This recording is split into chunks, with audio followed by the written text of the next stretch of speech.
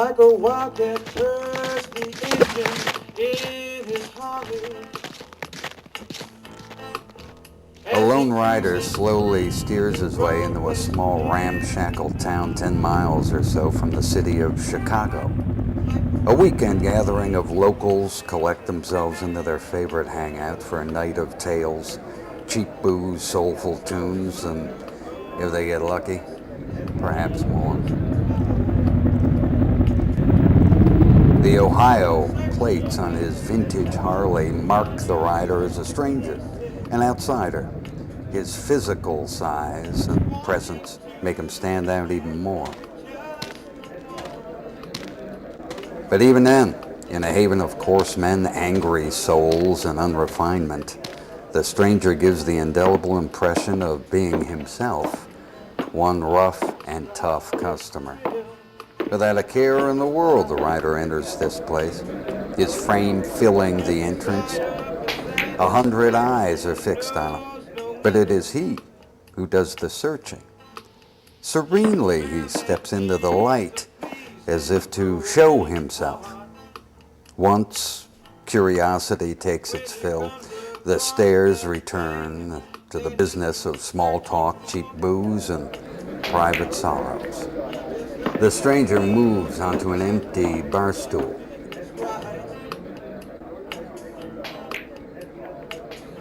He drinks hard and thirsty, and as the burn of the liquor relieve his aches, his eyes study the place and scan the faces.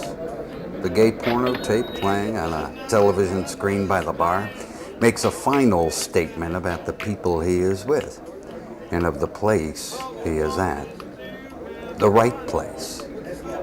To his left, he takes notice of a couple of lovers.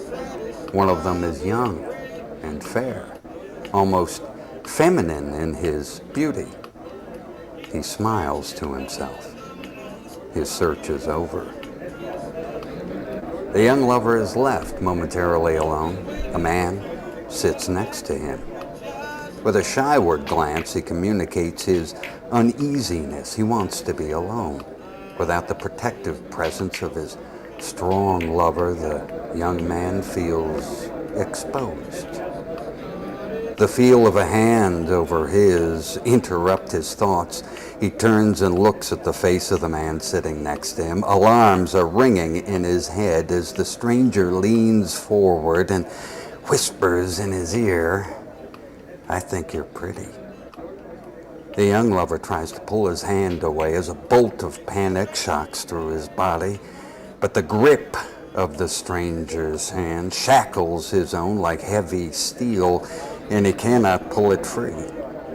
Once more, the stranger moves forward, slowly, and he whispers, "I think you're very pretty."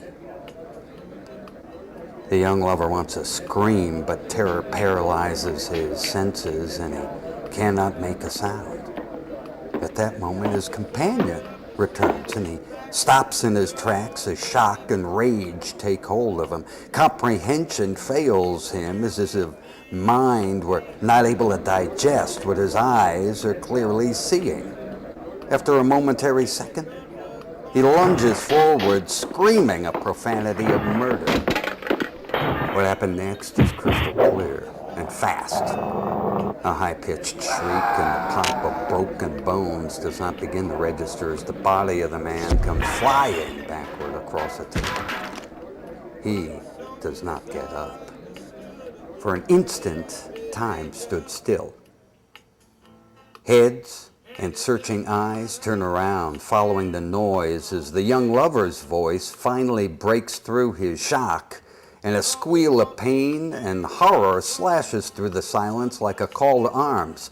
The next instant, hands reach out for their instruments of violence, and the startled faces become an angry mob.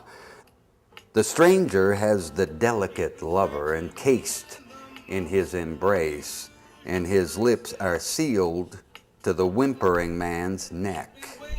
Sensing an unnatural silence, the stranger raises his head to look. Staring back at him are 100 eyes as cold and red as the blood that tinges lips. The stranger smiles. A squeeze of his hand stops the sound of the whimpers, and the unfortunate's body drops to the floor. For a spell, the mob stands back, gaping in confusion. Then, like dark, cold waters bursting through a dam of reeds, the mob rushes at the stranger with murder as their only collective thought, and as shards of broken glass and baseball bats spray against the walls, and as the sound of beasts and the breaking bones disrupt the harmony of the night, the song in the jukebox continues playing on. He just wants to have his fun, but he's so misunderstood.